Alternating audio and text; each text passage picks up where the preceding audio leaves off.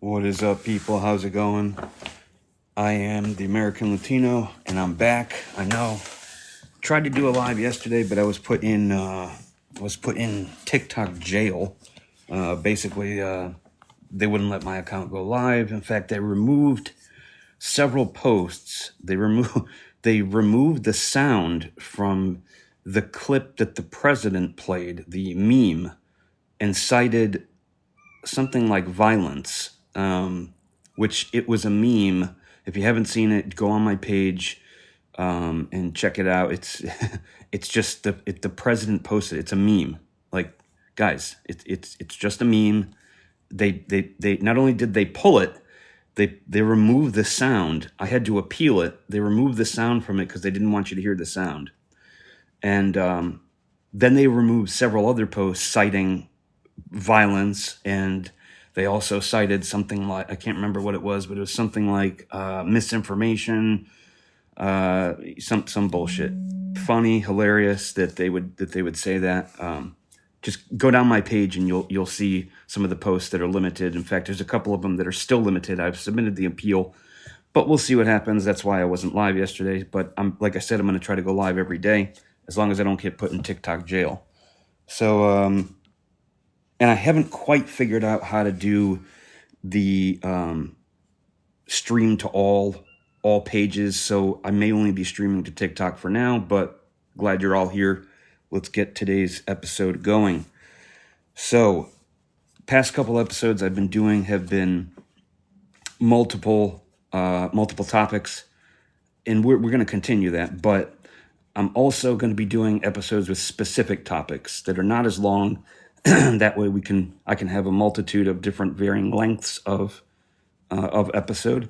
The 1 hour lives, I'll do multiple topics. The half-hour lives, I will kind of curtail so that there's only one topic. So, and I still haven't figured out how, even in the preview, I still haven't figured out how to get the video clips to be able to show.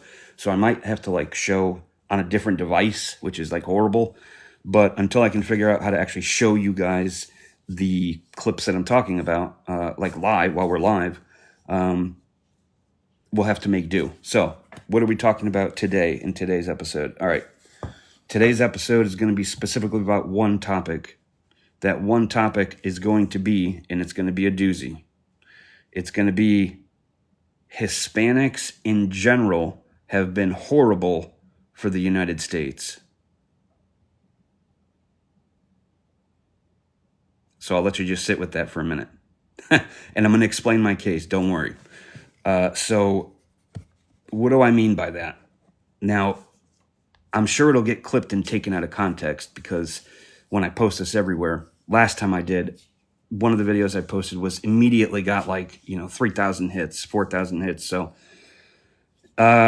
this will probably be a widely debated topic, but in my opinion, I think Hispanics have been a net negative for the United States. And I'll give you some data, and I'll give you the sources. Of course, I'll always try to post the sources if I can. And go follow me on YouTube as well. And I will post the links in the YouTube, because now YouTube, thankfully, has allowed me to post links, which you can actually click on and everything within the description. They weren't letting me do it. They did allow me to do it now, so I will make sure that happens. So you have all of my sources, so you don't just think I'm talking out of my ass. All right, so here we go. Why are Hispanics a net negative for the U.S.?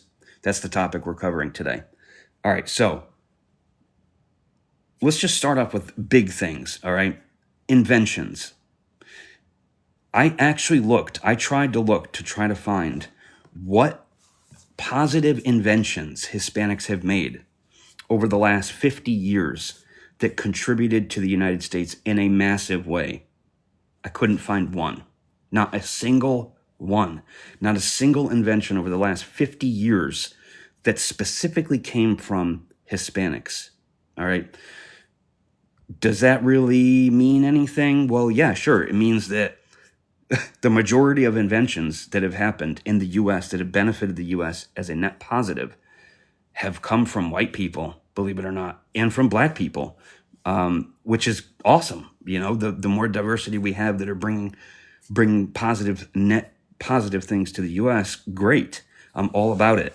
But I couldn't find a single thing from Hispanics. Now there are some inventions that have come along, but nothing that really stood out to me that was a huge positive for the U.S. overall. So that's just one thing.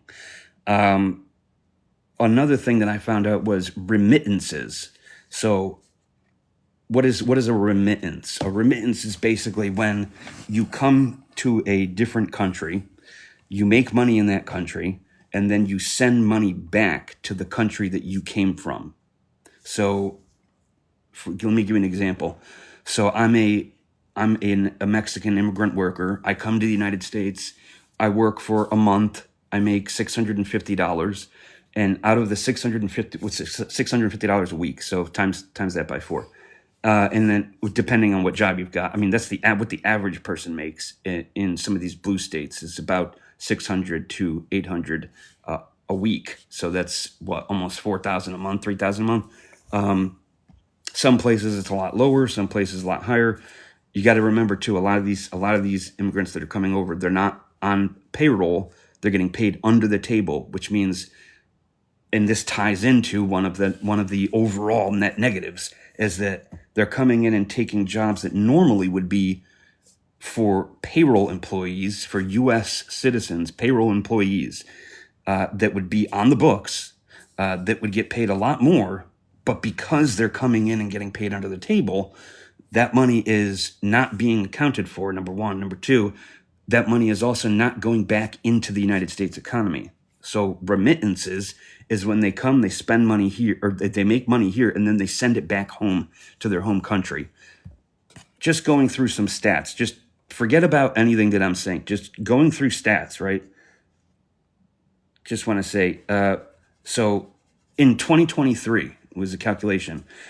Remittances amounts range from $131 to $648. That's the average, with on the high end being $1,500, which accounted for 6 to 23% of income, migrants' income.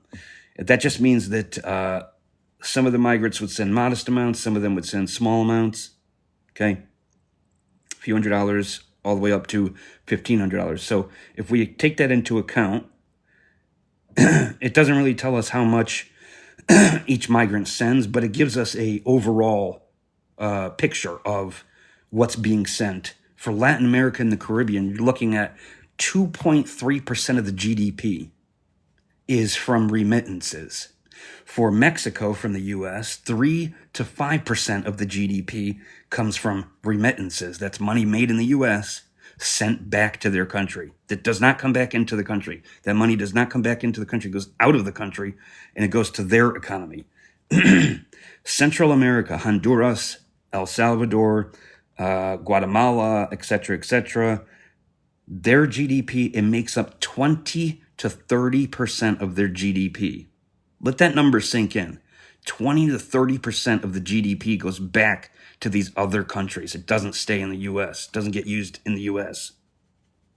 That's a really high number. 20% of the gross domestic product money that's made within the country is made from the U.S., and it's not even made from the country. Like, it's not made from the countries that are selling goods or trading or exporting. No, it's actually sent in from our country, from the U.S. So they make the money here, then they send it back, and it gets spent in their country. It doesn't get spent here in the U.S. That's mad. I agree. That's mad. That's crazy. Some of these numbers are like mind-blowing. And I'm just reading off some of the sheets. In 2023, Latin America and the Caribbean reached $154.5 billion of remittances in 2023 alone. The United States is a major source for remittances. That's great. In 2025 briefing, so just 2 years later, 80% of the remittances that went to Latin America and the Caribbean countries originated from the U.S. So what does that tell you? It basically tells you that the vast, I wouldn't say majority, but it tells you that a lot of the money that's being made here is getting sent back to other countries and is not getting used in the U.S. economy. So it's not helping the U.S. at all. It's actually hurting the U.S. because that money is going back into other countries where I'm sorry, but their economy is shitty. Therefore, they need all the money from the U.S. to come in to help bring up the economy so that it's not as shitty. That's just core facts. And let's see. So another thing which is crazy that I found. Let me just see here. Just get my notes. The average remittance that was sent from Mexico, or sent to Mexico, sorry, was $390 to $972. So almost $1,000. So think about $1,000. How many did they say crossed the border illegally in 2024? They had calculated something, DHS, Department of Homeland Security, had calculated something like 10 million migrants had come across illegally. From the time that Biden had come in, we know that they opened the border, right? They just basically opened the border and let everybody flood in. It was something like 20 million. So they give conservative estimates like, 14 million, 10 million. Well, it was 10 million like 5 years ago. So now it's probably like 20 to 30 million, right? So 20 to 30 million times 600 to 900 every single month.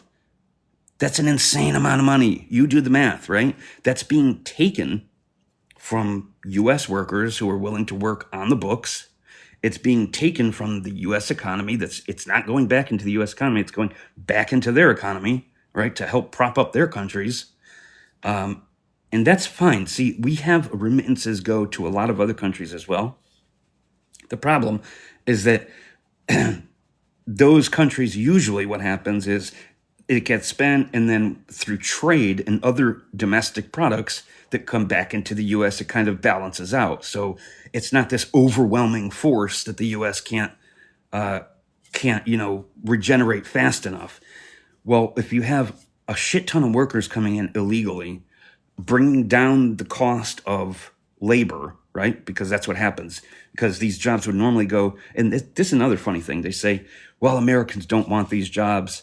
They don't give a shit. Just give it to people who you could pay, pennies on the dollar, and you don't have to worry about it. Well, that's total bullshit, because if you look at the actual statistics, Americans are more than happy to take these jobs. Americans are more than happy to take these jobs. In fact, the vast majority of these jobs, the reason why they're not given to people on the books is so that they can cook the books. It's plain and simple. If you've got a high overhead because you've got so many employees, you've got to continuously pay them.